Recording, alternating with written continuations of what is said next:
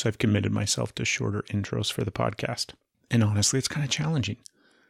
I want to get on here and just ramble, talk about the weather. It's kind of overcast right now. Spring is definitely on its way here. It's almost like spring has opened up the door and stepped its foot inside, but winter's hanging on. Winter doesn't want to leave, at least here in Utah. So yeah, like that's the kind of shit that I want to get on and ramble about.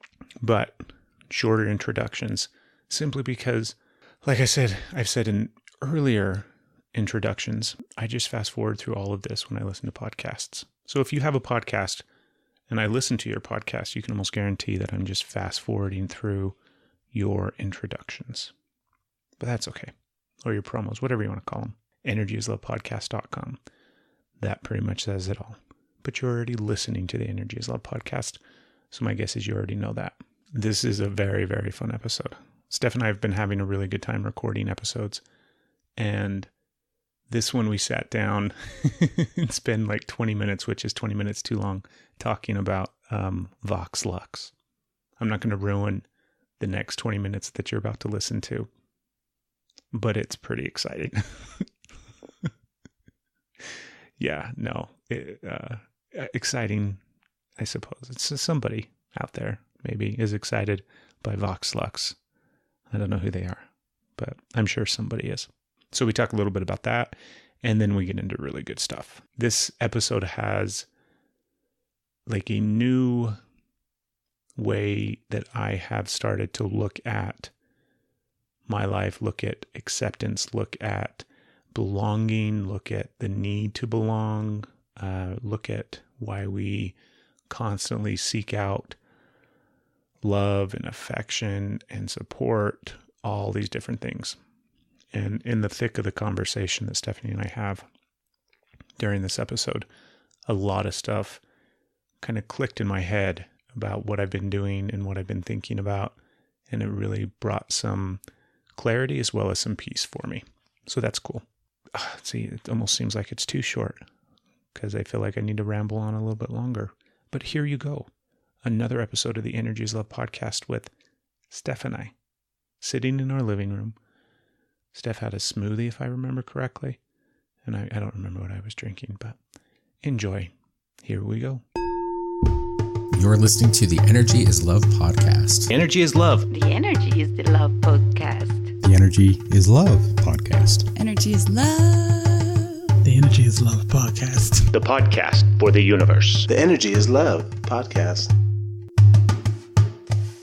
Do you want to hear my idea why your phone does that? Yeah, sure. What's your idea? For a bunch of different reasons. Mm-hmm. First off, you jack up electronics, but not because you're like unwise and you don't know what the hell you're doing with electronics.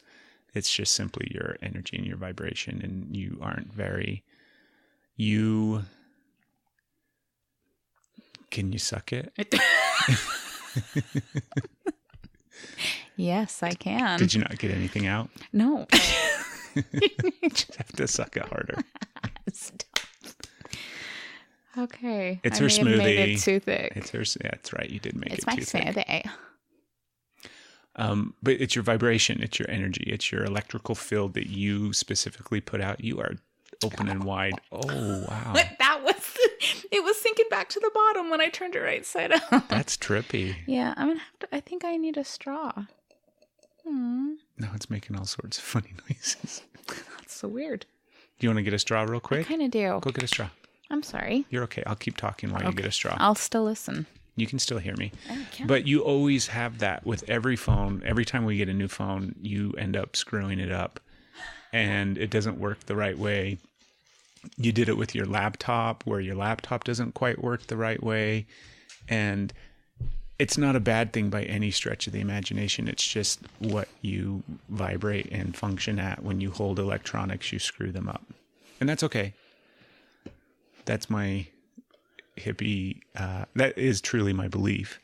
And then I think there's another part of it where you keep too many apps open on your phone, so I'm it busy. runs slowly. I have a lot of things I'm doing at once. Too much information on there, like 15,000 pictures. I don't have 15,000 pictures. Do you know how many pictures you have on your phone right now? Less than 15,000. Do you have an idea? Give me a rough estimate. Let's guess. And we're not talking about the entire, like, just straight camera. So for in your camera album alone, not all the other pictures that could be potentially saved on there. Okay. But in your camera album alone, how many do you think? I don't know. Will you give me your number first? I'm going to guess 1,373. 1,300. Now, if that's exactly it, I know you've been peeking. It's going to say about 1,000. So, and I'm saying that. Oh, you know what? I also went through and I've deleted a shit ton. Have you? Like a ton. What are you at? Tell me. 1,891. Holy fuck. What? I deleted. So that's Say why good your job, phone baby. runs like shit. There's still room. I know there's still room, but it's like your phone is holding too much. And it's like, sorry, lady, we can't worry about the turning your ringer off because we're too busy holding on to all these pictures. Maybe my phone's upset with me because I don't hook it at people that say bad things about my phone or my camera skills. I'm fairly certain that your phone is not upset at you for not hooking it. Throw me at his head. See? That's what my phone just said. Just recently, Galaxy S10 came out. Oh, God, I know. See, that's the problem is because you always want freaking new phones. I think you sabotage my phone.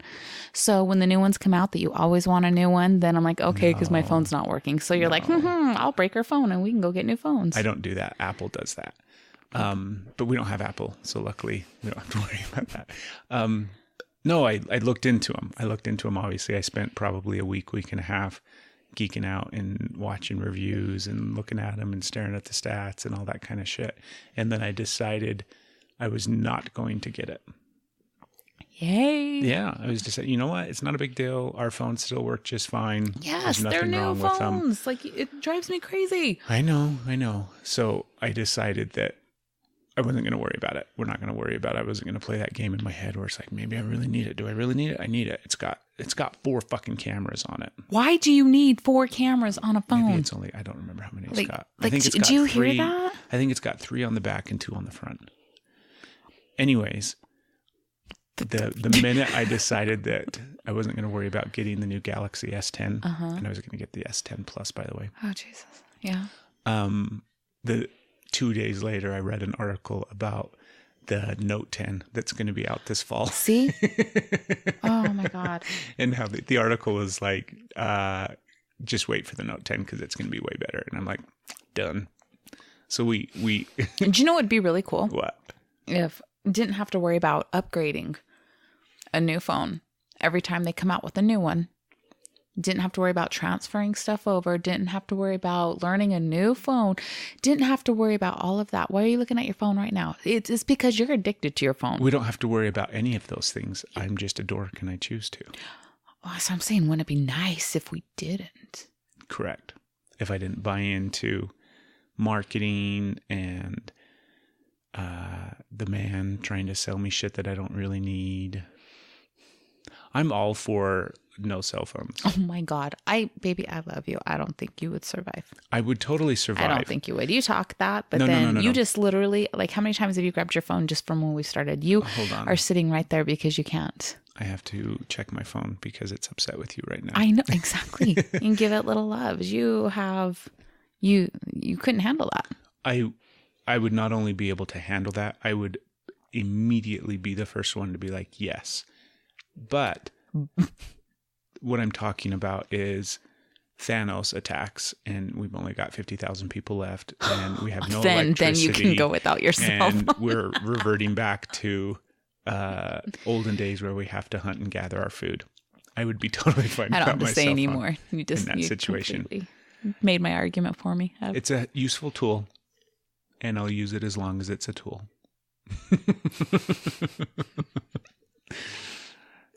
Is that better with the straw? It is better. I can drink it, and it's really good. So one thing I do want to talk about right off the bat. Right off the bat? Okay. We're going to talk about Vox Lux. Oh, jeez. So It was such a good movie. it is a great movie. It's not it's first off. Wait, no, just go rent it. It's great. Leave us a review what you thought about the movie. We're going to save everybody some time, some money, some energy, and You don't have to look it up on your cell phone. 2.5 hours of your life. And there's going to be some spoiler alert for a movie that hopefully you don't ever sit through. But it is Vox Lux, starring Natalie Portman and Jude Law. Which are the reasons that you wanted to watch the movie. Very much so. That made it look like it was going to be a good movie because, hello. Yeah. It looked like it was going to be a very good movie. It turned out to not be a very good movie. It turned out to be one of the worst movies that I can remember ever watching. Yeah. It was painfully bad for a whole bunch of different reasons. Yes. First off, the story of the movie, or the plot. The story of the movie. The plot of the movie is the main character, which is played by Natalie Portman. I don't even remember her. Celeste. Celeste is her name. When she's I think she was only in 8th grade. Is that right? Yeah, I think so. Yeah. So the movie starts out with a school shooting, which is a great way to start a movie, said nobody ever. And it was terrible. It was very realistic. It wasn't like it was straight up some kid walks into a classroom and just starts killing everybody. And that's how the movie starts out. So it starts out on a great tone. And the character that Natalie plays, Celeste, is shot and injured and looks like she's dead. Turns out she doesn't die. Turns out she survives the gunshot wound to her throat or spine or whatever, which is plausible, I suppose. And then at the candlelight vigil that is held months and months after the school shooting, she sings a song that her and her sister wrote. And that song goes on to become a hit across the country and helps people in the process of mourning this terrible tragedy that has taken place. Pause for a drink because suddenly my throat's very dry. Do you want to try mine? No, I'm Just good. try a sip. I don't need to try your It's so good. Just try a sip. smoothie. I'm okay. Why? I'm telling the story about Vox I know, Lux. and I'm trying to distract you because I don't want to relive the whole freaking movie, but here we go. So, the song becomes a hit, and long story short, she becomes a pop star. That's the fucking movie, which makes no fucking sense at all. And she becomes a pop star, and then it shows like the... Fuck, it's so weird. I don't even know how to describe it after that. And it was a terrible, terrible fucking movie. Mm-hmm. What were some of your least favorite parts? Well, better yet, what were, like, you only had one part that you actually liked. Yes. But what were some of your least favorite parts? All of it. It was so bad. It was just...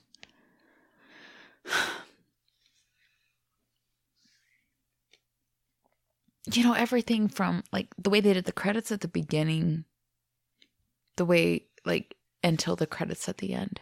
All of that. It was bad. Yeah, it was bad. It was like upsetting. I mean, it wasn't that it was upsetting that it made you feel and that's why it was hard. No, I mean, it was upsetting, but then it was just like what the it was no good. I don't even have a way to say it. I don't like my favorite part of the whole movie was she knew that her manager / sex partner / druggie / sis, whatever, I don't even know, had bad information for her. And she's like, what is it? Just tell me, or some verbiage that I don't care enough to quote accurately. And then he said something about her daughter, which she had when she was like, what was it, like 14, 15 maybe? I was trying to like do the math, and that she looked like she was maybe like 14 when she had her. Wanted to go see her dad, who was another musician, because creativity at its finest. And she said, wasn't expecting that, because it was, such a curveball. And that made me laugh, because Like, that was the level. I'm like, yay, that's something. Okay, wasn't expecting that, but like that was the highlight of the movie. So there you go. And that came like an hour and 45 minutes into the movie. It was so bad. Like, that's it. That was the The only acting part. was terrible. But they're good actors, so I even feel bad saying the acting was terrible because they're not bad actors, actresses. Yeah, Jude Law was really the only bright spot. And it wasn't a bright spot. It wasn't He very didn't bright. know. He just looked so bright because everything else was so incredibly dark and terrible and had no light whatsoever. It was so bad. It was really bad. It was hard. Like, It was hard to watch. it was one of those, like, there's times during a movie where I'm okay with not finishing it. Sometimes but like, that was one that we could have turned off and I'd have been okay with.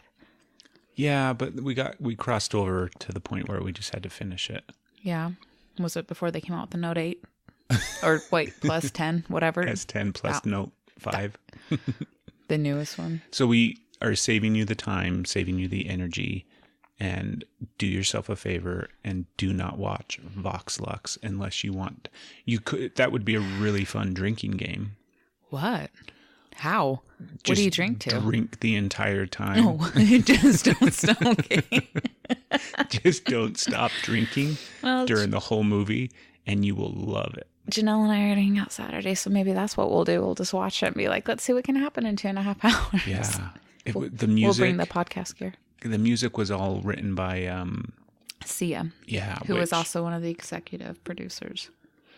Which should have been. There was a lot of things that were warning signs leading up to us watching it, like the fact that I told you last night where I saw the preview and then I never saw anything else about the movie. Never saw any press. Never saw any advertisements. Never saw anything other than when the preview came out. And the only reason I saw the preview was because I'm a dork and I seek out and watch a bunch of trailers for movies. So that's like sign number one. Yeah. Sign number two was like, I remember thinking nothing was said about this movie at the Oscars. And it came out during the time period where you release your movie that you want to be talked about and discussed for Oscars. It was released during that time period of the year where they release movies that are going to be Oscar contenders. And they shit about it at the fucking Oscars. And then when we actually put it in and push play, the trailers, I think there was only one preview at the beginning of the movie. And it was a terrible fucking movie trailer / what was the name of that movie? I don't even remember. Annihilation Nation or something like that. Oh, Assassination Nation. Something. Yeah. Oh my God. Doesn't look like. So I can safe to assume that you won't be renting that one? No. Okay. No, unless Vox Lux is the trailer for it ahead of time. That would be funny. Yeah, terrible movie. Yeah. They really failed miserably. Whoever was in charge of that. It was Natalie Portman and Jude Law and Sia. I think you just, like, when you're a famous actor, you're just the executive producer of the movies that you're in. I think that's just a thing now. And that's what they get paid extra for. And that's why I'll sign on to do this project if I'm an executive producer. And they're like, whatever, yeah, we'll fucking put your name as an executive producer, but then they don't really do anything. I could be really wrong because obviously I have no information. I don't know. Can I Google what an executive producer is? Don't Google what an executive producer is. I'm curious. Okay. No, you keep talking. Go ahead. That's a good example of why I want to create a job for myself. What job, Craig? Yeah, I looked. Okay, you can't see me. Sorry. I looked up at you with curiosity. You looked up what with curiosity? Yes, I looked at you like, what job, Craig, with my eyes, but nobody can see my eyes. I want to be the person responsible for green lighting everything in Hollywood. Yeah? Everything. Everything. Movies, television, music, I won't. I'll let that one go because I don't know enough about music. But when it comes to television movies, I want to be the person that greenlights things. So you can do all the things that you want to do and you get all your money and all your financing and you've got this production company and you're doing this and you're doing that and you've got your director signed on and everything like that. That's totally fine. But prior to actually starting shooting or filming, that's what they call it. Sorry, it's loud. Sorry. before you can technically start filming, I have to greenlight it. So everything has to come across my desk, and then I say yes or no. And I would save everybody a lot of money. I would save everybody a lot of time, because I would be axing shit left and right.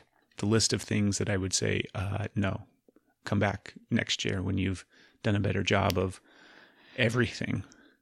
I think there would be some wonderful, wonderful movies, but I think we would also miss some good movies. No, we wouldn't. Yes, we would.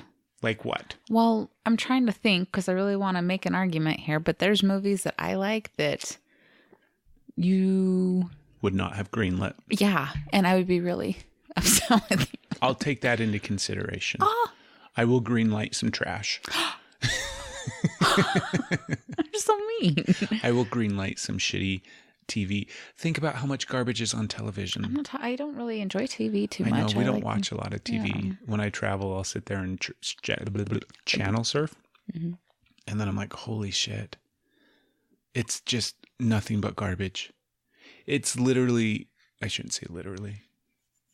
It's okay, I just said it. Watching television is like, it's like the combination of all the terrible things on the internet have made a baby with the checkout line at the grocery store. And that's what's on television today.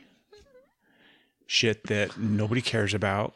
It's all fake. It's all lies. Is it fake news? It's all fake news. Don't even get me started on the news. That's where the biggest lies are, yeah. Yeah. So, long story short, Vox Lux, 2 thumbs up. Up what? 2 thumbs way up.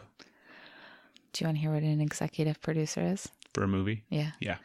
It says it is one of the top positions in the making of a commercial entertainment product. In films, the executive producer generally contributes to the film's budget and usually does not work on set. So they're fucking money. That's all that they do. Yeah. Like you were pretty close. Instead of getting me, they are money. I'm like, that makes sense. So that's why Jude and Natalie were executive producers, because they totally. I knew it was like somebody's passion project. Something. Well, I don't think it. And that director, whoever that fucking idiot is, I didn't see that part. Yeah, he's a nobody as far as I'm concerned. If I was in charge of Hollywood, he would not be part of Hollywood. Oh my God, I got to see who the director is then. It's going to be somebody you love. No, I guarantee it's not somebody I love. I saw his name and I'm like, who the fuck is that guy? Oh, okay. Then never mind. It's not worth it. No. But everybody's got to make mistakes. And that's a big mistake that somebody made. Somebody wrote that script. Well, somebody likes it. Like it's a movie. I don't think anybody does. Well, we don't. At all. If you like Vox Lux, if Vox Lux is your jam you have fallen in love and you have downloaded the soundtrack and you're all about the Vox Lux. You know, there's some Sia songs that I like. Please do not reach out to us. Don't tell us. Do not contact us. Stop listening to this podcast. You're clearly a fucking idiot and you have no taste in anything. Well, okay. So I just wanted to get that out of the way, babe. How long did we talk about Vox Lux? 20 minutes. Oh, Jesus. 20 minutes too long. Yes. No, it was like, you heard it here. Yeah. What were you going to say? First. What were you going to say? I think there's plenty of people that are like, what the fuck movie are they talking about? Vox Lux? What? Yeah. Don't even Google it. It's not worth it. Don't Google it. Don't IMDb it. It is currently available for rent at Redbox. If you'd like to send us the $1.75 that you would rent that movie with, we will gladly take your money and actually do something productive. We can be our executive producers. We could film a fucking movie with our fucking phones. Especially that would if be I had 4 4 cameras. minutes long. Shut up. Don't make fun of the Note 10. You don't have to get the Note 10 when it comes out in August. Neither do you. I don't. You're right. And I probably won't. Oh, no. Our phones are going to be ready for an update at that point. No, they're not. Okay. You totally are sabotaging my phone. I believe it. You take care of that all by yourself, baby. All you got to do is pick it up. You're so mean. Let me see your phone. It's good. It's okay. No, I it's just over want to here. hold Oh. it. I want to give it some love. Nope. I just want to touch it.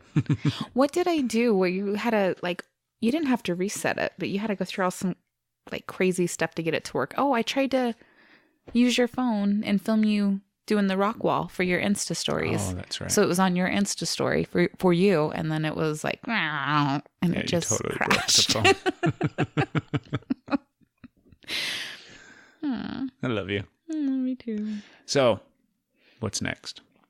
Well, Bartlett. I know. If you want a good fucking So this is chunk of life. Is this the TV episode? No, we've talked about West Wing, I think, at some point along the way. Mm-hmm. But yeah, I what's know next? this is loud. It is a thick smoothie, but it's good. And I want to keep drinking it. Here, I'll take the lid off. Maybe Tell the listeners what you put in your smoothie this morning. It's not that exciting this morning. It's just some strawberries, mangoes, pineapples, frozen aloe vera juice, and the Plexus drink. That was some good Sorry, I shouldn't have been scratching it. No, what's that ASMR or whatever? Sorry about that. ASMR? Yeah. I don't know what that is. Oh. Sorry. Okay, I'm sorry. It's okay. I'm fidgety today. What do you want to talk about? You had some topics. Well, I to bring did, to but the it table. does not, like... My conversation was interesting, and it doesn't fit what we just... Well, please change the subject. Oh my gosh. Okay. Okay. So I don't even know how to like come up with this topic now or How to segue into it. yeah, because it's like this would fit into the really bad movies. It's like, okay, why are we over here now? What's happening? How did we make that jump? Something that I was thinking about in the way that and it came up when we were watching The Favorite, actually, or The Favorite, I think is how they said it. Is that how they said it? It's I think it's just The Favorite. It's not The Favorite? I think it's like some fun French spelling of it or something. It's definitely not. I thought they said it funny at the Oscars, and Ask I thought for it was Tommy. weird. Shut up. I thought it was weird how they said it. And I was like, oh. And then when I said it, I'm like, that way, I thought I heard it weird. It could be The Favorite. And we could do another 20 minutes on that movie. I liked that movie. I liked that movie a lot. That was an intense movie. But it was how the men were all like really, dressed up in the wigs. And yes, the women have their thing, but when he said that men have to try to look pretty, and it was like, oh my gosh, 'cause it's the women that are always doing all the crazy things to attract the male or whatever. So the segment of that isn't just whether, can't we go back to where men made all the pretty makeup efforts? It's thinking of like the animal kingdom. First off, give the listeners a little bit of backstory on The Favorite so that they have an understanding, like super, super quick, basic. Otherwise, you're you talking kidding about me? some weird fucking movie where men... It's an Oscar, like one Yeah, but best so many actress. people don't care about movies like your husband does. Okay. So it was about royalty. One of the Queen Elizabeths. So was it like based on fact? Was she a Yeah. lesbian? Was I'm that sure. all fact? I'm sure. To some degree. Well, you rocket queen. She Spoiler alerts.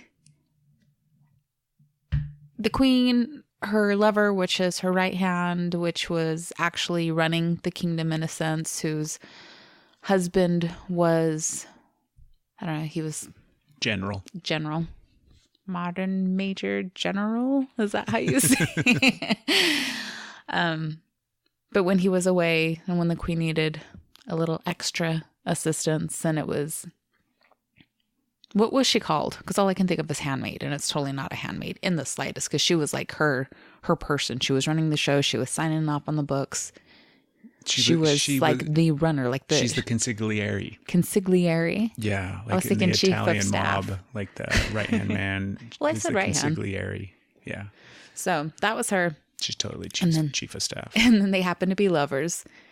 And then a new woman comes into the mix who used to be a lady and fell from grace and worked her way up the ranks through deceit in a sense. But there was so much deceit. And you made the comment that I wrote on my list of things we talk about. So there was a lot of competition, women fighting, bantering, but it wasn't over a man this time. It was over another woman, a queen, and who would earn the place to be in her bed and have her ear. More than her ear. I said in her bed first. I know.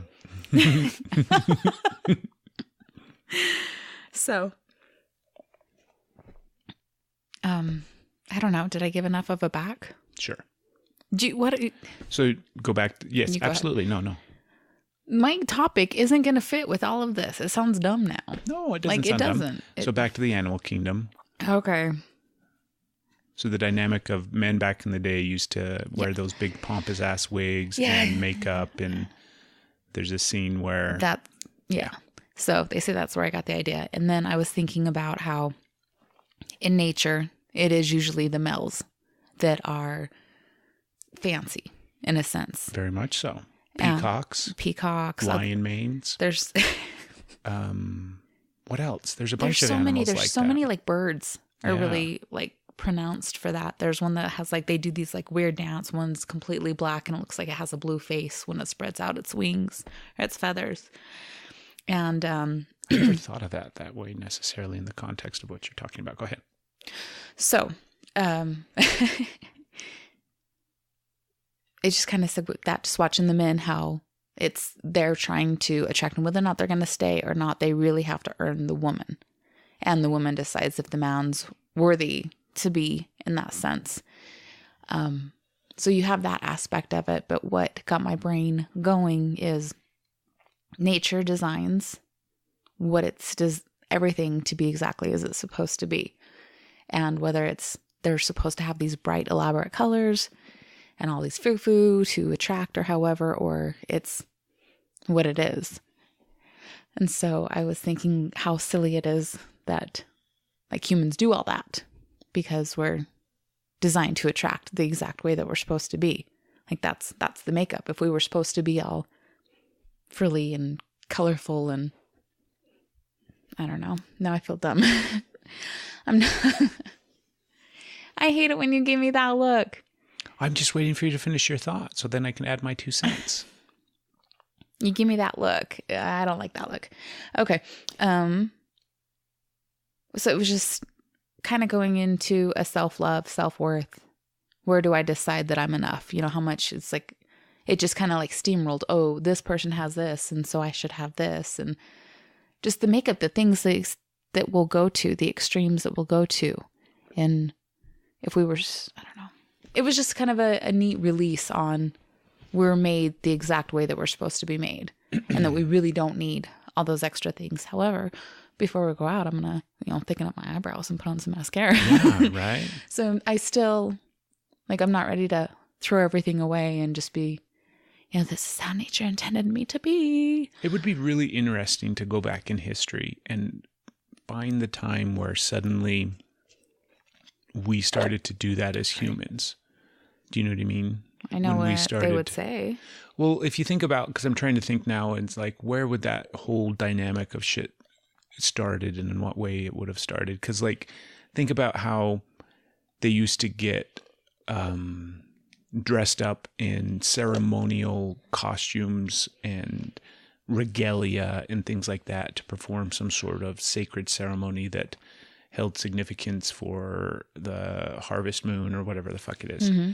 And maybe that was kind of the starting point, because at some point we were just fucking apes, right? Mm-hmm. And then at some point we were cavemen, and then at some point we were smarter cavemen, and so on and so forth. But at what point did we suddenly feel like we had to, do you think there's gorillas that, or chimpanzees or something that put on a fucking grass necklace or something? I don't know. Sounds really stupid as I speak it. No, I'm just trying to wonder. I wonder if there is something that they do to like froof up or something. Because I like not the acknowledgement. I like there's a difference between those animals that, like the peacock, mm-hmm. right? The peahen, the female version of the peacock. Is that so? It's So the peacock is a guy and the peahen is... Oh, yeah. Did you not know that? can I call her a pea pussy? A pea, We got the peacock and the pea pussy. a double P. Papa.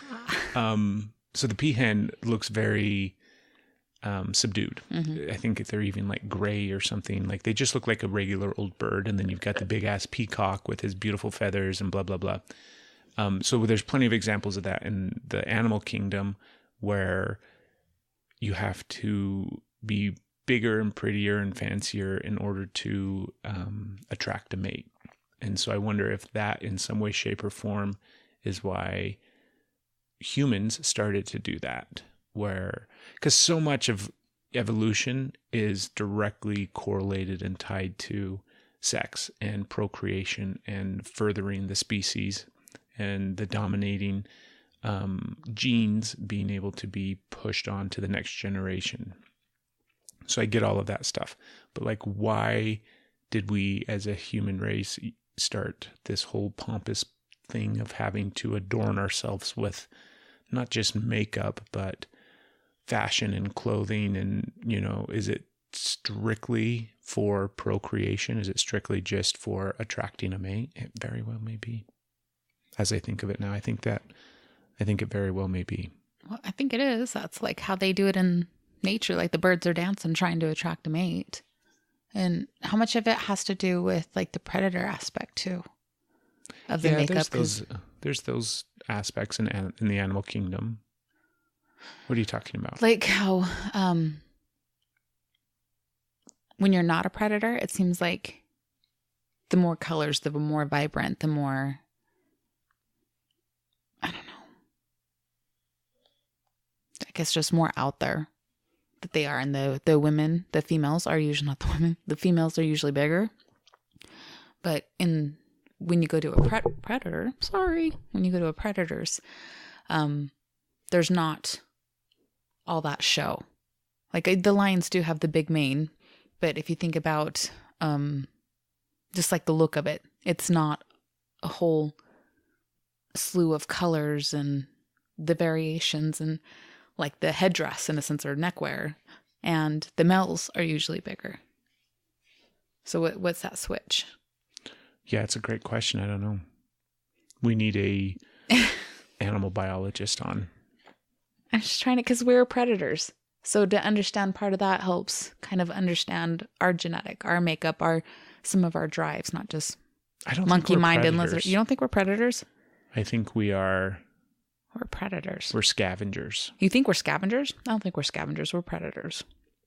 You think so? Mm-hmm. Well, we're hunters and gatherers. Yes. Technically is what we really are. Hunter is predator. Listen, smarty pants. I don't want any of this book talk on the Energy podcast. I'm sorry, I forgot I'm just a woman. I will go back to my place. So something that came up for me as we were watching The Favorite. Oh, okay. I was thinking about it afterwards, and I actually mentioned it to my mom, and we were kind of talking about it a little bit. But one of the things that I found really fascinating in that movie, there's a bunch of things. It's a good movie. Go see this movie. This is a good movie to rent and go watch. But how that dynamic between those three characters, right? You have the queen, you have her second in command, and then you have the new woman that comes on the scene and works her way into taking over and eventually usurping the number two and becoming the number two herself. And then the number two is cast out and thrown out and basically banished in a sense. And all the like super conniving, backstabbing, manipulating, lying, using sex, all these kind of things that these women did in order to gain favor with the queen and control their life, control the kingdom, control the circumstance, all these kind of different things that took place. And I was sitting there thinking about, because there's been a Queen of England for a long, long time, right? And what I was thinking was like, because nowadays we have that same dynamic playing out, but it's all masculine. It's all men doing backroom deals and cheating and lying and manipulating situations in order to control and gain power over other people in society and our government and all that kind of bullshit. So did men learn that behavior from women, or did women learn that behavior from men?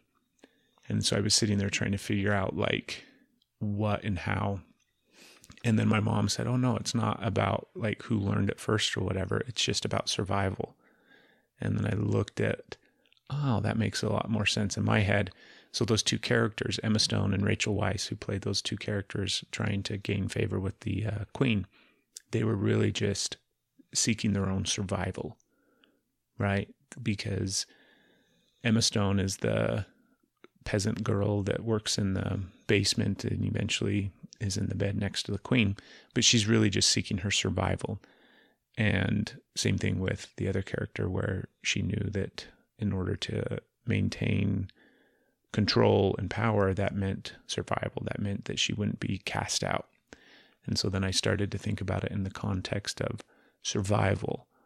And that's because what I was thinking about as I'm continuing to ramble, I think about our wonderful daughters, and I think about the current life that they live and the dynamics that play out for them in their high school interactions with other females and with other girls, and all of those silly fucking games that girls play, right? What is that all about? Why the fuck do girls play those silly little games? Like, so that's, I'm nervous because you're giving me your look now of like, oh, I got something to say here, motherfucker. Well, different takes, different reasons. Like there are multiple reasons why girls play games, or hens be clucking. No, there's no venom in my voice there. But the first one that's coming up is because so maybe I'm just a little angry right now. So I don't think this is the only reason, and I don't think all men do this, but men have been making us compete. Like it's very much, oh, you're not this, so I'll go over here and this one, and going back and forth to where women aren't able to rely on each other as allies. And by themselves, if they're competing against each other and trying so hard to survive in this whatever, whether it's for parts, recognition, a hand, however, when they are trying to survive for whatever food, whatever they're doing. High school isn't really about survival for food. For some people it is. I'm trying to, like, I have a point, but I'm also trying to be mindful of all the other aspects. So I'm kind of doing all these like little disclaimers as we go. Just spit your point out. Spit something out.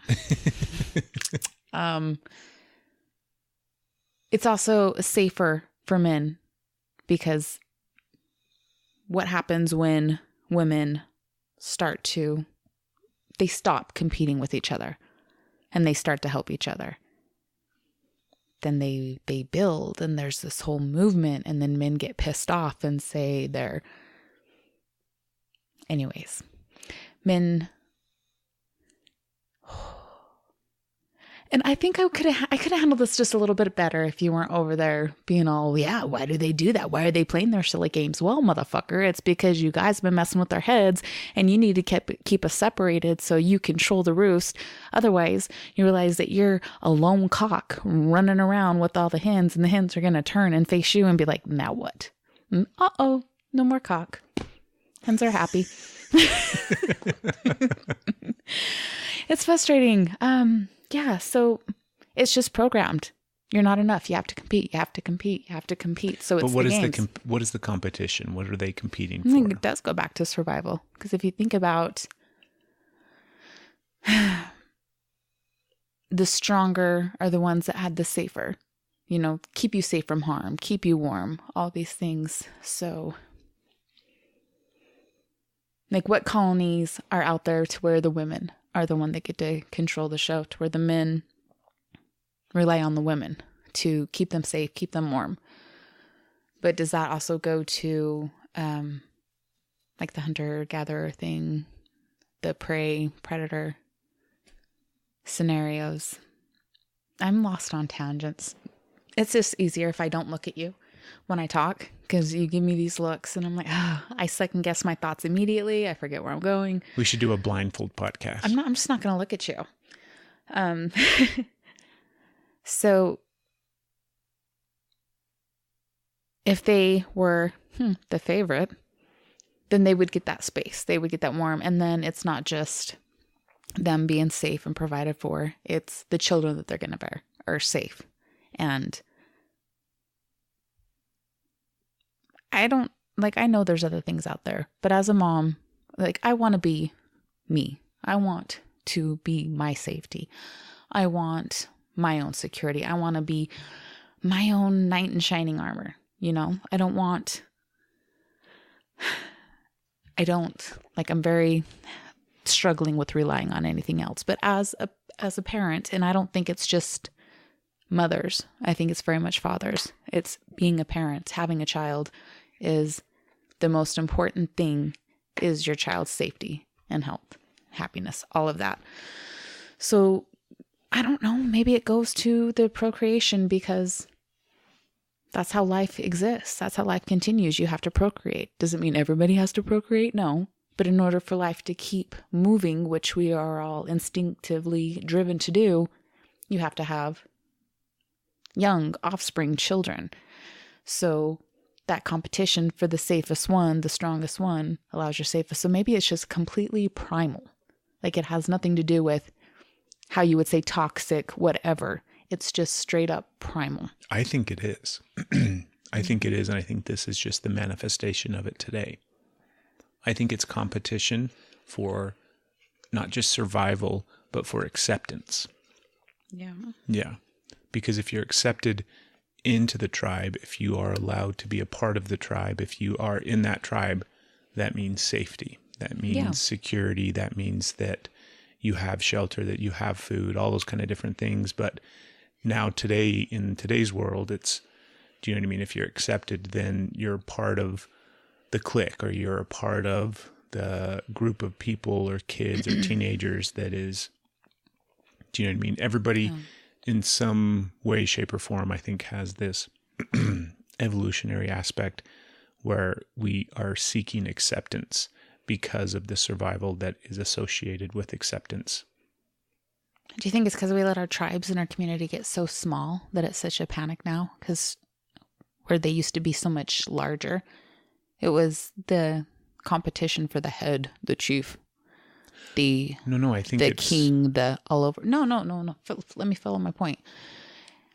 But that you had that, but it trickled down. Like, there was still security. There was a whole community. There was a tribe. It takes a tribe to raise a child. It takes a village. It takes all of these things. I keep saying tribe because so much of it is, letting things fall away and finding your tribe, finding your how you said it, family, but just the ones that you have that connection. Maybe you weren't born into, but you have that connection, you said. So that's been really big on my space. So coming up with this, it's like, maybe I sound insensitive and I'm not trying to. It's just something that's heartfelt for me as much as my understanding is. But they used to be so much stronger, so much larger and closely knit. So you had that whole community. And as we've evolved, or as you would put it, that strong, big community has lessened. It's gotten smaller and smaller, more isolated. Yes, we all live in the same town, but our very own, very secluded houses. Everybody's very private. It's a single triumph instead of a community triumph. So it gets more vicious because the stakes are higher, because you don't have the community love anyways. Do you think, like, maybe?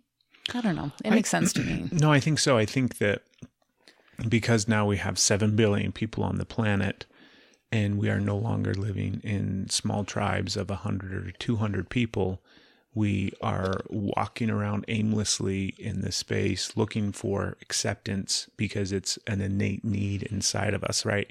I think I was talking to Maddie about this. Maddie's our daughter. We talk about the kids all the time on the podcast. I just assume that people know who the hell we're talking about. But I think I was talking about Maddie to Maddie about this, where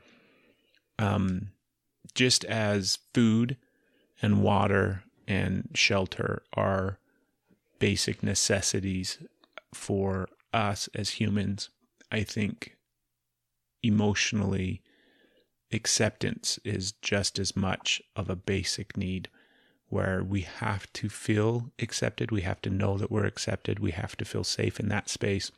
Otherwise, it has just as many detrimental things to our well-being and our health and our safety as going without food or going without water does, because of the ramifications that can stem from moving throughout your entire life feeling that you're not accepted, that you're not a part of something, that the people that your tribe, quote unquote, doesn't see you, that you don't have value, and that they don't love you, that you're not accepted into that space. And I think that's where we're at today in society, where too many of us now live in too big of a space and take up too much space, and we're no longer all interconnected and relying upon one another for not just safety and survival, but also that acceptance factor where I have a role to play, you have a role to play, Johnny next door has a role to play, and we all feed off of one another in order to survive and accept one another.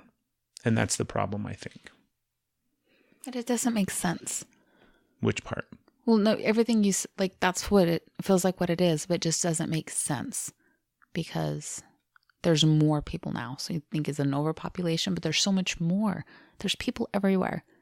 So how is it harder when you have so many more opportunities? How is it harder to find connections when there's people everywhere? And why is it harder now? And it should be easier. We have such an easier time of connecting with all of those people today than we ever have before. Do you know what I mean? Hence the cell phones and social media. Yeah, for how shitty they are, they also give us the ability to connect with people in other countries and other locations and other places and everything like that instantaneously. So which part of the equation are we missing? Because I agree with you, we do have so many more people today. It should be much easier to connect and find acceptance and have acceptance of yourself in the space of your tribe and your group and your family. Where have we lost that? It's our authenticity. Am I saying it right? Mm-hmm. It's our truth, because if you're not able to go out in the world into people with your truth and then see their truth, it's just lies feeding on lies. So there's no trust, there's separation. It's really hard to see fake. It's hard to see faults. It's hard to connect with that. I'm not saying you can't be manipulated by it. You very much can. But that connection, you're not showing up who you are and receiving who they are anymore. It's very much a show, smoke and mirrors. I think that's an aspect of it. Yeah. Yeah. What's another one? Because I'm thinking about, like, your first tribe is your family, right? Mm-hmm. And like families look and feel way different today than they ever have before, I would guess. Do you know what I mean? Yeah. And so I think that's a place where people could do a better job. Like, I'm sitting now thinking about our family and how have we provided our children that sense of not just acceptance, because acceptance is important. I keep saying that over and over and over again, acceptance. That's very much important. But in a tribe, you had a job, you had responsibility, you contributed to the overall well-being of the tribe. Mm-hmm. And that is why, in some way, shape, or form, you were accepted. If you weren't... But you had to perform. Exactly. You had a job, quote unquote, right? You had a responsibility. You had something that you did. And you knew that you did that because it contributed to the whole. And I think we definitely have not done a great job of making our children contribute to the small little tribe that we have here. Yeah. Do you know what I mean? I do. Very much. And I think our children have some semblance of acceptance and realizing that they're loved and that they're cared for, but we haven't really provided them that other end of the spectrum where they need to contribute to this thing called our family. So I think we dropped the ball there. Congratulations. You failed as a parent, both of us.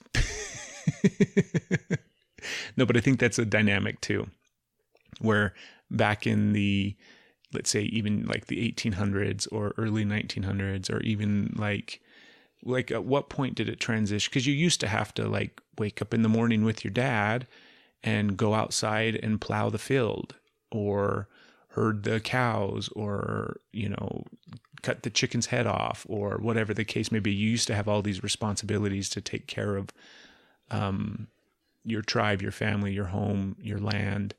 And it's not to say that men just did that. Women had a whole other slew of things that they were doing, and women would do plenty of other things.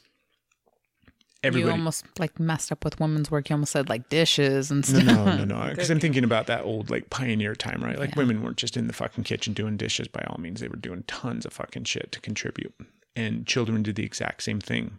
So they had a sense of responsibility, a sense of belonging, a sense of acceptance because they were contributing to the overall health of the family.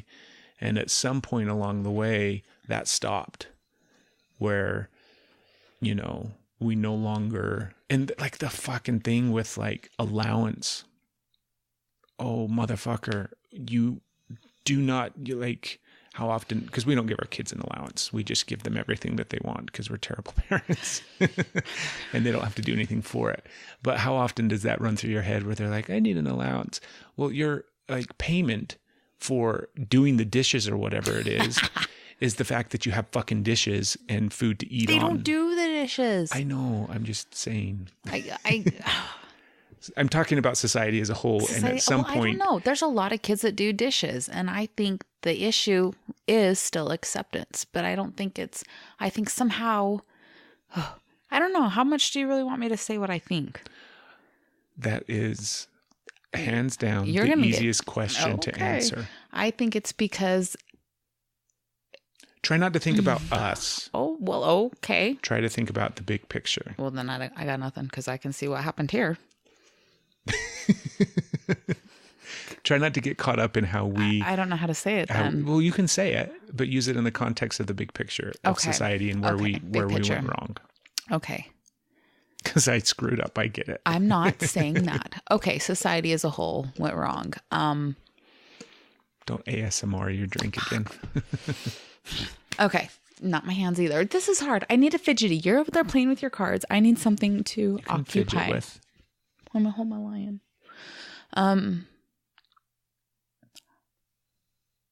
I think that it's a few different dynamics is the only thing I can come up with right now to try and separate. I think parents started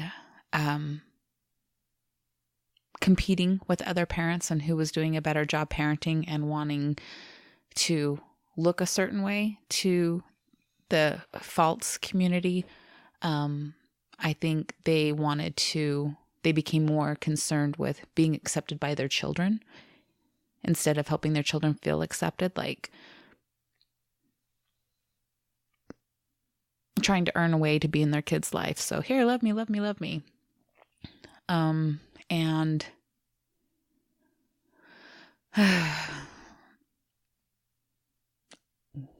maybe this might be part of it too. And I may or may not struggle with this one, but whether your children have had a hard go round or you just, whatever reason, you don't want them to feel. And I think that's natural to not want your kids to have it hard or feel pain and you want to come in and help, but I think come in and help too much. And I know, and I go through bouts from just myself, but society too. I think it's a big deal because we hear plenty of stories of parents jumping in and taking care of things where we go overboard on fixing it for our kids because we love them so much and we want it to be easier for them. And it is the best intention for wanting things to go well for your child and for them to not be stressed and then they pull the oh, I'm so stressed, having such a hard time, and oh, well, I'll just come in and fix everything instead of letting them figure out how to cope with it. So maybe that's part of it too, is they don't need to do chores on top of their already stressful life. They don't need to do these things on top of their already. And you know what? Honestly, there is kind of a point of that, because I think going into the school systems and what is expected and the asinine way that they are ran, there is so much bullshit that should not be. So I don't know. Maybe those aspects are contributing to that. Did I do good with not pointing out all the ways I suck as a father? I just pointed out the ways I suck as a mother. I have it figured out. Oh yeah? I solved it. Well, I had it figured out, but you didn't want me to say. You said, not here, outside as a society. Don't point at me. So what did you come up with? Because I was trying to think of what was the catalyst, what was the point where society as a whole started to shift away from this aspect of everybody contributing to the well-being, health, and survival of the family. And I think it's when we started to work away from home, where we started to shift from, because I kept thinking, I have this picture in my head of pioneers and their log cabin and their field of corn and their animals and their land and mending fences and cutting firewood and all the things that would take place throughout the day that you would have to do in order to just simply exist and live and survive. And everybody in the family had a role to play. Everybody, like as soon as babies were fucking walking, they were doing something, right, to contribute. They were getting snuggles. After the snuggles, they had to go get the firewood or whatever it was. You see, but that's not a bad thing. I know, but I'm not. Sorry. And so I think that when we shifted from that way of living and suddenly had to go to the city or go to the factory or go to town to make money, like suddenly we take our corn and it's not just to sustain our life, but now we have to be able to take our corn and go set up our booth in town and sell our corn. And now we're away from home for longer periods of time. And suddenly those things and those aspects, like, snowball effect, 100 years, 200 years, 300 years, 500 years later, are now why, by and large, yes, there are people that work from home and everything like that, but nobody is living off the grid in fully sustained living, where some people do. But I think that... Can we go there? Can we go? I want to find the off the grid, fully sustainable communities. I want to go to that place. I want to live there. I will happily leave my cell phone. I think that was the shift where suddenly we started to work away from the house in order to feed the house with money, right? In order to support our family, we went and worked away from our family. And therefore, some of the things started to fade away. And some of the things, the guy no longer planted his corn. He went and worked in the factory. So now we don't need to worry about corn, right? And if you need to go work in the factory, you need to learn what you need to do so that you can go work in the factory like your dad did. So now we have to go to school, and all these things started to separate from this mentality and from this space and from this tribe-like way of living to where we're at today, where it's just a clusterfuck of chaos and nonsense. And I think that could have been one of the big, one of the big changing points, one of the big catalysts. And granted, it took place over hundreds of years, but I think that was probably one, because that makes sense, right? That does make sense. Separation created separation. Yeah, where suddenly our well-being, our health, our survival was leaving our tribe and going somewhere else in order to make money, in order to then sustain our tribe and whatnot. And that sucks. Like, it would be much better if we just went back to, well, I think it would be better, and then it wouldn't. And there's all those kind of dynamics. It's balance, right? We don't want the extremes. I don't want to throw my cell phone away and have to worry about corn in the field. There's this balance place where we have to be able to accommodate all of these things. Yeah. But also look at how, working from home has been, the convoluted. There's always, so much of it is a way to put somebody down. There's shame now, staying at home. You're not You're just a stay-at-home mom. You're just a stay-at-home dad. That's all you do. And then, it's asked, do you work or do you stay home? Because that's not a thing. And then there's so much expectation on if you do work from home or work from the home, however you want to word it. Everything has to be perfect. Otherwise you're lazy. Like, you have to look perfect. Kids have to look perfect. House has to look perfect. Perfect meals. You have to be able to volunteer and be in all these different places and always be put together and all. Otherwise you're failing. And what else do you have to do? You don't work. What else is there for you to do? And then if you want to work out of the home, then you're abandoning your family. And then, working from home is the dream, to work out of your home and be able to spend that time. And if you can't achieve that, then you're failing. So no matter what you do, you've got somebody out there that is saying you're doing it wrong. So I feel like you could find peace in that though. And just seeing to the person that is saying how much you are failed, another person is looking at how much you have succeeded. I don't know. It's so weird that you can't. So all of those things that you just talked about in the ways that society makes us feel like we have failed because we're not meeting up to these levels of what, they that never even stay the same. Yeah. And that aren't real. Yeah. I think that all goes back to acceptance and the importance of wanting to feel accepted. And so what if the whole concept and idea of acceptance has evolved from the tribal sense where we needed to feel accepted, and in order to feel accepted, we had to contribute and we had to play a role, and that was how we survived and everything like that. And now we fast forward to today where that innate need, genealogical, which isn't a word, that genetic makeup inside of us where acceptance is so massively important. What if the evolutionary journey of acceptance is now more dynamic, where it's not solely acceptance of the tribe, but it's acceptance of oneself? Because my guess is back in the day, now granted they very well may have, but my guess is back in the day, early tribal people did not sit around and question their value and their worth. And am I good enough? Am I, do I meet up to these levels and these standards and everything like that? I don't think it had that same context. It most likely was more or less like, I have to be accepted and I have to contribute in order to survive so that I'm not outcast and so that the tribe as a whole survives. What's the difference? What you just said, that sounds like exactly that. Well, yeah, but now evolutionarily speaking, that dynamic, we have to be accepted by the tribe, we have to be accepted by society and by the communities and by our families and by the people that we surround ourselves with in order to have self-worth.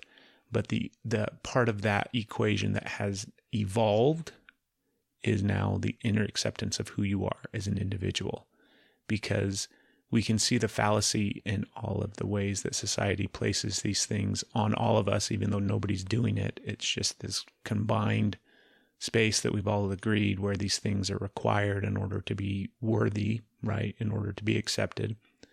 And we can see how that is false and not very true. And in order to counteract that, we have to then accept who we are as individuals and where we're at. So that's the evolutionary journey of acceptance. I think we just titled the episode. Evolutionary Journey of Acceptance. Yes, Evolutionary Journey of Acceptance. Hashtag. That's a big fucking hashtag. You got it. That's what she said. Oh my goodness. So it's a good thought, babe. Yeah. Yeah, I like it. What do you think? Birds of a feather. Did you know, when we were talking about animals and stuff like that, did you know that female hyenas have a fake penis that they use to fuck male hyenas with? Yes, I think I learned that from I don't remember which one of our, I think it was Stevie. I'm not sure if it was Stevie or Maddie, because they like to throw things out there at us. And so I was like, how about that? I also told you yesterday that I had some global warming shit that I was going to tell you about. So I recently listened to this guy on Rogan. I don't remember his name, but he recently wrote this book and whatever. And he was talking about how global warming is way more of an issue than anybody really thinks it is, or that we're really talking about. Was it Al Gore he was talking to? It was not Al Gore. And it wasn't even in the context of the way Al Gore talks about it, where, oh, this is a problem that we're going to have to deal with in the next century. He was like, we got like a decade. And if we don't do shit now, we're kind of fucked, was basically the story of the whole, what the guy was talking about. And he made a really good argument and a really good case for it, because it all is in relation to global warming. So the planet's heating up, and we're all concerned about like 2-degree increase, right? And it's Celsius, so whatever the fuck that is in Fahrenheit. But if the planet rises 2 degrees, it's going to affect all of these kind of different things. And the guy was like, 2 degrees is like the conservative low end of what scientists really think is going to happen. And it's more likely going to be like 4, 5, and 6 degrees. And he said like 2 degrees, we're fucked. 6 degrees or 4 degrees or 5 degrees, whatever it is, increase in temperature isn't just we're fucked. It's like game over. Like we're done. Like everything falls to pieces because we can't sustain like all these different things that I had never even heard discussed in the context of global warming. Things like babies developed differently in hotter temperatures. And so it's going to affect birth. It's going to affect how babies are developed in womb, in utero, in womb. That's a dynamic. One of the things that like really stuck out, he talked about a lot of stuff. We're not going to rehash all of them, but one of the things I wanted to talk to you about was there was some study like back in the 20s or some, not study, but something that took place that they documented. And it was like a caribou or something like that was frozen in permafrost, thawed out. And when it thawed out, it had anthrax. And that anthrax was still viable. And somebody caught that anthrax and died. And he's like, there is diseases that are frozen in the ice that have been there since before man. Yeah, so that is shit that we have never encountered as a species is just waiting to thaw and then say, hello, world, I am here. And you have no defense against me because you have never seen me, and your biology and your bodies and your immune systems have never seen this before. And that's like, that's scary. That's a fucking alien. That's an alien on our planet hiding in wait in the ice and just like twiddling its fingers, maniacally laughing to be thawed out and then clusterfuck everything and kill. That's Thanos hiding in the ice. That's one way to look at it. That's definitely a way to look at it. How much of that is like that? I could feel like, oh, you just gave me a look. No. Then you did. We need to seriously start doing video ones so they can. I'm just gonna have it zoomed in on your face so I can be like, see, that's the look. See, like I don't do that. Like what the fuck? Of all my facial features. Like I don't know, because that immediately starts making me afraid. Like I'm feeling that because I'm not worried, and then you say things. I'm like, oh, that's right. I do know that. I have heard that there is. You know, once you get down and start thawing, that there is all these spores that are just waiting to. And so the accuracy of that is what is scary. And then I was like, but how much of that is really fear driven? Like what is really the probability of that? And like humans have to get in and basically fuck it up. Go digging, go. I think it's what it's made, like what you make of it. I don't believe, I don't know. So many things that they said, you know, this is the end. This is the end. This is what it's like. So like the human race has to continue to put the human race in fear And how many times were we supposed to be dead already? And it was wrong. And it was wrong. And they keep coming up with new ways of, this time it is it. You're all going to die. Y2K. Exactly. So what if I'm not saying like be cruel and be wasteful and do horrible things and like whatever, but what if we quit buying into the you're all going to die because newsflash, we're all going to die. Like that's just going to happen anyways. But that it's going to wipe everything out and just quit feeding that fear. Quit feeding that fear. Live mindfully, but quit going into that. Queef that fear. Queef that fear. Okay. I'm going to circle back around to that one. But how much of it is a panic being created, a falseness being created because somebody comes along and says the right things in the right way and whispers the little spell and has just enough. And all of the facts that we have had on this is what is happening. Absolutely. This is the cause. Oh, wait.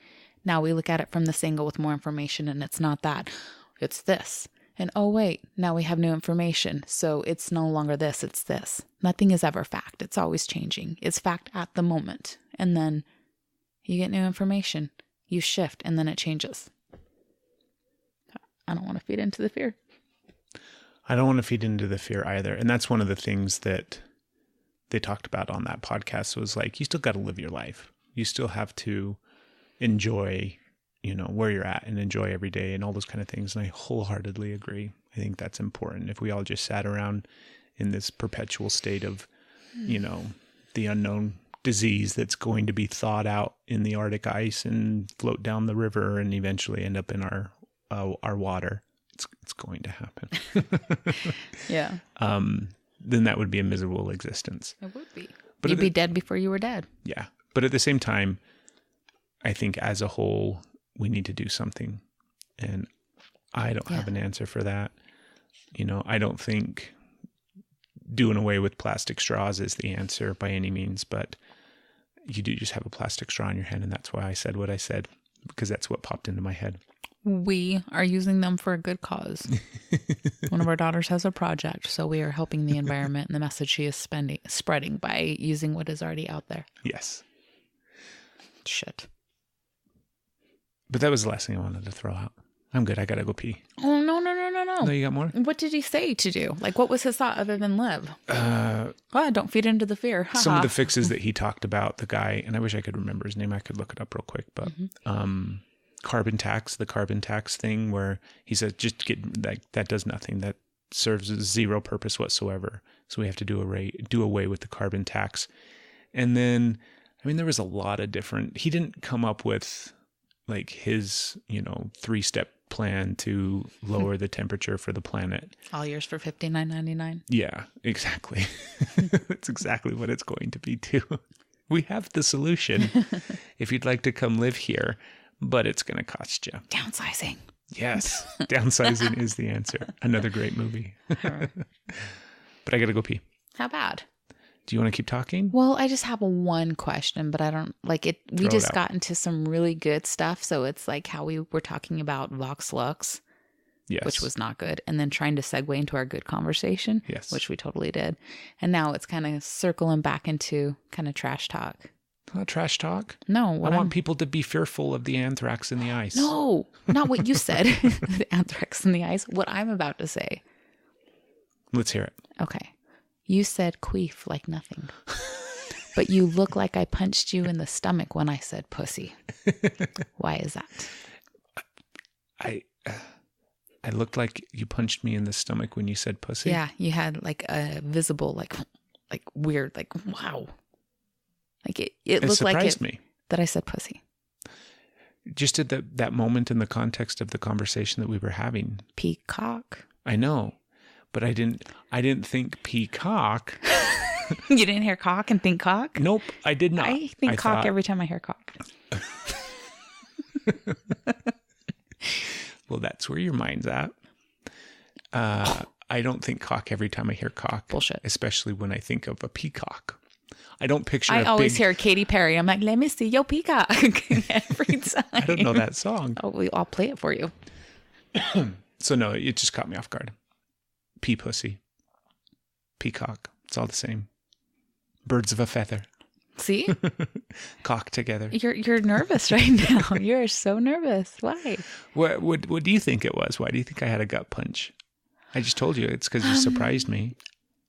I didn't know. I just like, is it because women aren't supposed to say that? Is it because there's the innuendo that that's a way you describe a so-called weak man? Is it because it's so degrading to women and like grab their pussy kind of thing that women aren't allowed to own their pussy and say pussy? So I keep saying pussy, pussy, pussy, and it's freaking you out. Like you're not looking at me. You are uncomfortable. So I'm just curious. Like it's okay, but you could have said it and you wouldn't have had that recoil. You said queef that comes out of a pussy and you were fine. So I'm just curious why having a woman say it makes that reaction a little different. Like, oh, not supposed to come out of your mouth, young lady. That's a much bigger topic. To be continued. To be continued. Yeah. Because that goes back to our episode we did a little bit ago and the bigger conversation of what we're going to be doing and how we can, how the fuck we can do this. And so that's a bigger conversation. Because I have something to, oh God. Yeah, it's a bigger conversation. I have a lot to say, right? Okay. Pussy's used to describe weak men, and it's emasculating towards men to be called a pussy or to felt like a pussy. And that's a terrible insinuation that women are weak and weaker and blah, blah, blah. Yeah, look what the pussy does. There's nothing weak about that. And there's another one. If a man is an asshole, he's called a dick. Oh, so yep.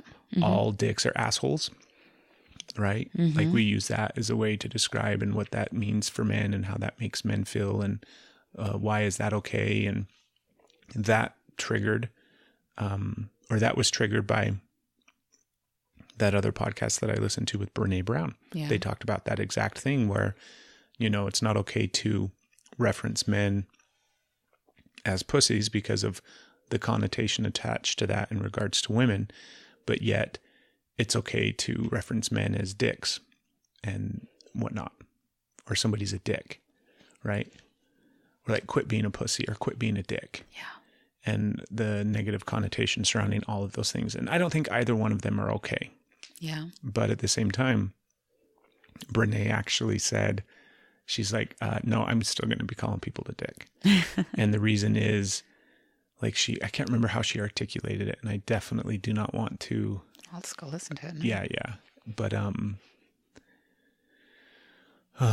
it's just the whole thing of how the patriarchy has been in place for so long. And, do you know what I mean?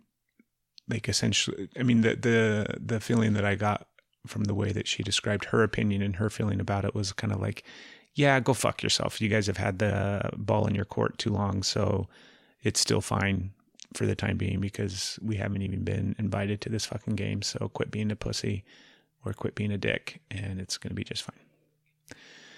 Kind of want a high fiver. I know I agree with it on some level. And then there's Well, another part of me that says that's way too far on the other end of the spectrum and we need to find the middle ground. Sometimes you need to go to the other end of the spectrum to find the middle ground. Otherwise, you never know when you find the middle. Exactly. You never know. You have to. And if we can bounce it clear over here, exactly. However, I said something to you on, I think it was the last podcast, that I don't know if we were recording or if we were just bullshitting after. I think we were bullshitting after because I got up and left.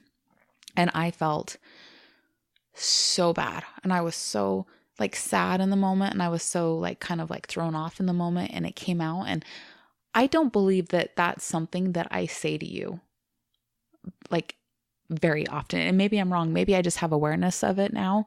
But I don't believe that that's something that, I don't believe I talk to you that way. And not that I'm a good little girl and I respect my husband and only talk to him with respect. No, I'm not saying that. I don't feel like I disrespect like who you are as a person very like just to be degrading. I don't feel like I degrade you. But I totally did in that moment. And I felt so bad. You wanted me to ask, like, I can just say we were last podcast with Steve and you wanted me to ask him something about how you felt about me. And that made me uncomfortable. And I got very upset because I felt like that was only a conversation with you and I. And I said, that was a dick move. And I left and I was like, oh my God. And that has been like, I've heard that go through my head so many times since. And like, I don't even know how to bring it up. So this like opened up that conversation because I haven't even figured out how to apologize to you for that. I felt so bad because you're not a dick, but I'm still saying you don't fit that category, which is saying that category is valid. That category exists. Exactly. Yeah. But so I don't know what to do in that space. And so her saying, you know, I apparently have a lot of, I guess, value, which is a really sad way to describe it, that category exists and that it is valid because I don't want to talk to you that way. I believe you're better than that and you do not deserve that. However, I can very much see that there's plenty of dicks out there. Exactly. And I would say that without like feeling that like that was not fair for me to put on you. So that's not a good thing. So if that category still exists, then do we still need to allow for the category of there's a bunch of pussies out there? Well, for all you men that have ever been called a pussy, I just want to talk about a pussy for a minute and the magic that it can bring, the pleasure that it can bring, the way that it can shift and transform and adjust to the very most, it's the most beautiful thing. It can transform and be the canal that gives birth. It can shape shift into a very different structure and allow birth to come through and then go back. You know, maybe not the exact same way, but pretty fucking close. It can go back to its original and continue to do that. It adapts to the environment. It creates life. It gives life. So the ones that were using it wrong, and you've been called nothing but powerful. That's one way to look at it. Yes, it is. And there's a lot of other ways. But I'm just going to give you that. That's all. And unless you're a dick, of course. And if you're a dick, then the pussy wasn't a compliment. So forget you. I don't know. It's so convoluted. Yeah. And you can twist it and turn it and make it empowering or make it degrading in the same breath. Why? Yeah. It's the power of words. Spells. Spells? Spells. Words are spells. Oh, okay. I won't get into that. It's Words okay. are spells. We'll talk about that later. Oh my goodness. No, goodbye. You're killing me, Smalls. Podcast out. Don't you have to pee? I think you have to pee. It's like the combination of all the terrible things on the internet have made a baby with the checkout line at the grocery store. And that's what's on television today. So no matter what you do, you've got somebody out there that is saying you're doing it wrong. We are seeking acceptance because of the survival that is associated with acceptance. To the person that is saying how much you are failed, another person is looking at how much you have succeeded.